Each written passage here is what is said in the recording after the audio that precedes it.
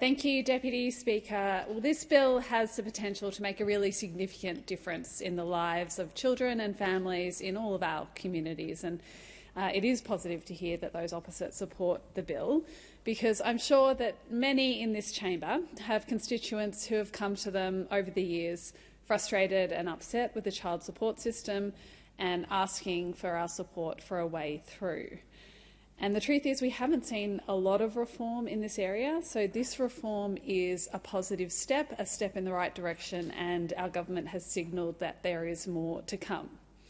We do know that every child support case is different. Everyone has a different set of circumstances, and of course some people who pay or receive child support do so without encountering any issues. And it is a really important system set up really to ensure the best interests of children and the best future of children.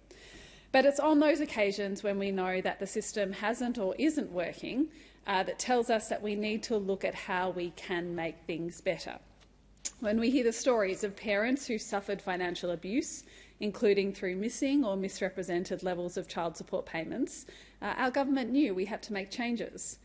For those of us in this place, those of us who have the opportunity to make these changes to improve the way these systems that are so important in people's lives work, we do owe it to the people in our community, to their kids, and in fact to the people who also administer these systems, all those people working at Services Australia, to help make the child support system in this country work as well as it can.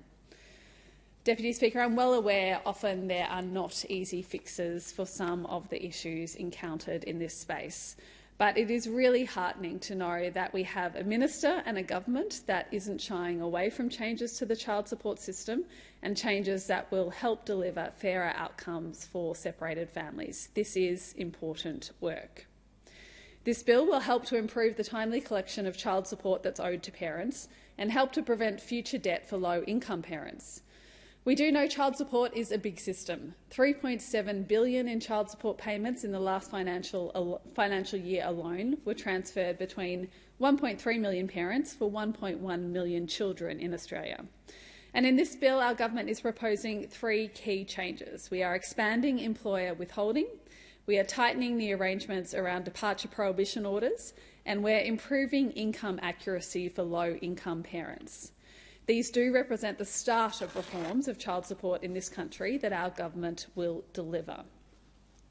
As I've said, child support is a complex system and it does have a lot of variability in it, and of course people have variability in their circumstances. No one model is ever going to fit every family in these circumstances.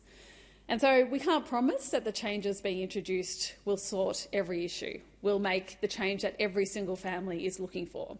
But we do know that this will make an important difference for many families. I, like many in this chamber I'm sure, have had people in my community contact my office with a range of issues relating to child support. And there are certainly some consistent themes that I can draw out from that contact. That includes confusion about the way the system works and the structure of child support and the assistance that can be provided under that system, as well as people pointing out to me difficulty that they find in getting the help they need when payments aren't coming through as expected. Consistency of payments is another concern, and I'm really pleased to see that one of the features of the bill we're debating today will help to see child support paid on time, providing that certainty that we all know is so important in our lives of what a budget a parent has to work with on any given week. Deputy Speaker, we do know there's more to be done. Beyond the changes being introduced in this bill, our government is very much aware of the scale of the task to make the child support system work better. We do know that many people who pay or receive child support do the right thing. As I said, in many cases the system works as it should. But unfortunately for those who don't, we need to make sure there are strict measures in place so that wherever possible, parents and kids are getting the child support they're owed. We know for a fact that some parents deliberately avoid paying child support or deliberately misrepresent their earnings to avoid paying as much child support as they should. In many cases, this kind of behaviour can be a form of financial control and abuse. It can be used against former partners, and ultimately, of course, it leaves children and the parents caring for them worse off sometimes with some quite significant repercussions. It is, I know from conversations I've had with some parents, and again I'm sure others have had these conversations as well, it's particularly difficult for those who have left abusive partners and now find they're experiencing continued trauma as a result of child support being withheld. So I do note the important work of the Family Law Inquiry that was conducted in the 46th Parliament that brought renewed focus to these kinds of issues, as well as other relevant parliamentary inquiries that have highlighted how interwoven some of these issues are, including the Family, Domestic and Sexual Violence Inquiry I was a member of in the previous Parliament. We do know financial security is a serious problem in these areas, and it disproportionately affects women. At the beginning of this year, our government outlined in its response to the Family Law Inquiry the work we'll be doing this year and beyond to improve the operations of the child support system in our country. We are strongly committed to seeing single parents and the children they're raising receive the financial support they are entitled to. That's what this system should do. We are mindful of making sure that Services Australia and other government services don't inadvertently make financial abuse or other forms of abuse worse, and reviewing compliance, collection and enforcement. And Deputy Speaker, that is in no way a reflection on the people who do this work. It is difficult work and they do it well. What we are looking at are the structures and rules that support them to do this work. This year, the government will establish a child support consultation group, a group providing important input on issues being faced by parents and families, as well as a child support expert panel that will consider the child support formula and whether it can more accurately represent the costs parents face today in raising kids.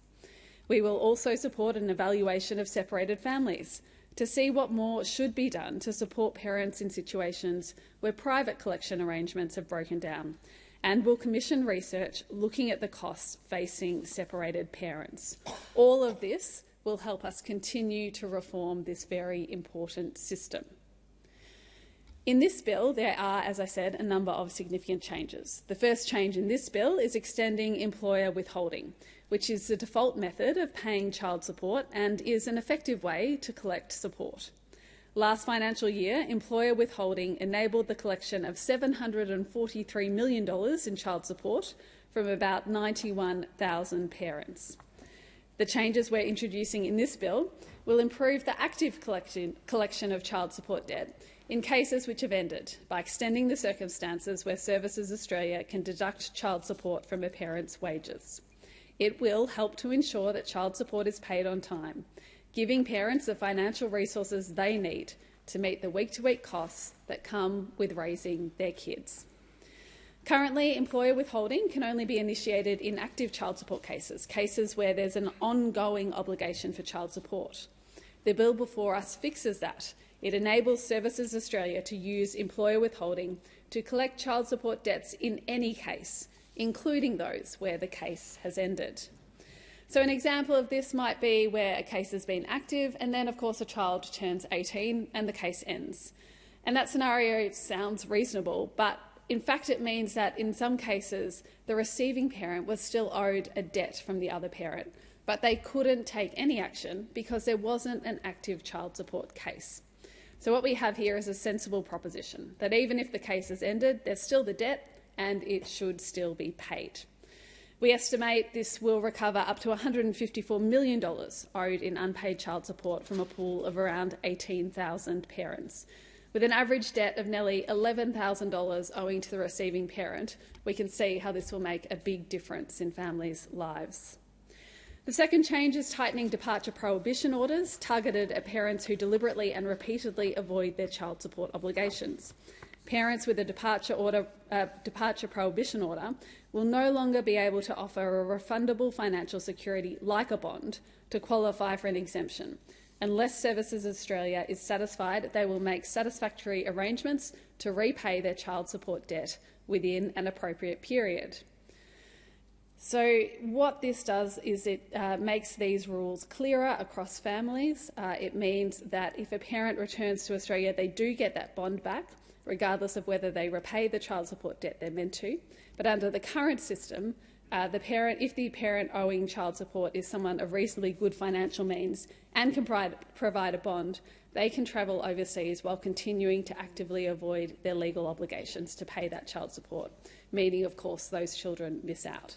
So in this case, we're closing down a loophole that should be shut down. Parents who owe child support shouldn't be able to exploit a pathway like this to avoid paying up. The changes will enable Services Australia to refuse an exemption to allow overseas travel, even if someone has a bond or other form of financial security to offer.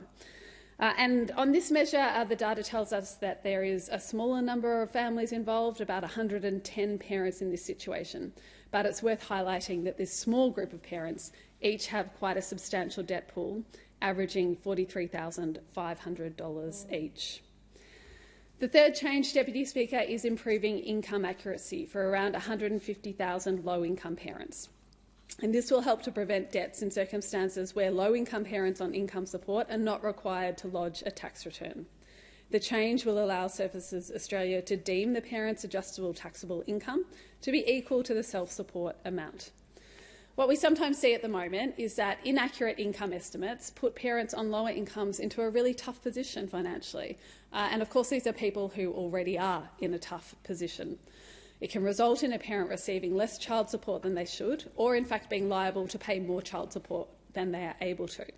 So from 1 July this year, subject to the passage of this legislation, a parent who lodges a return not necessary form and does not provide income information to Services Australia will have a provisional income created for them by Services Australia that is equal to their self-support amount.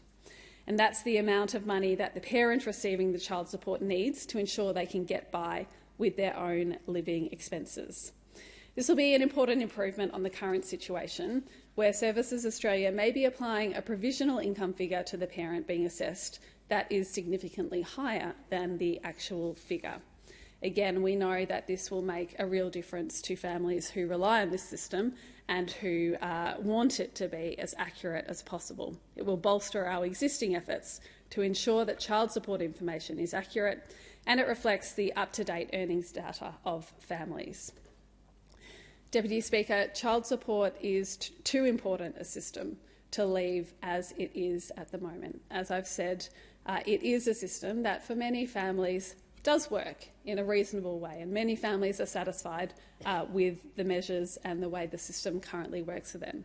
But there are certainly many families who do have difficulties with this system, and we do know that in many cases it is women who are suffering as a result of some of the problems that remain in this system. We do know that there is opportunities for the system to be used to further financial abuse in relationships where there has been abuse. We do know that sometimes the system is not operating as it should to give children the support they should have through life. So for all those reasons, this is an important bill. It is an important first step in the commitments our government has made to make this a better system for Australian families, to understand how the system should work in their interests. We recognise the need to reform the system for the sake of parents and children, that parents and children deserve a system that is fit for purpose and effective. We do know, as I said, there is much more work to do, and I look forward to working with the Minister, with colleagues, with other members of the Parliament, to doing that work and to continuing to talk with members of my community who I know have personal interest in this and understanding of some of the difficulties that it can place people in. To all of those people in my community, and I know I've seen actually quite a few of them recently, I say to you this bill is a statement of our faith as a government that we are intending to make this a system that works better for Australian families. This is the first step and there is more to come.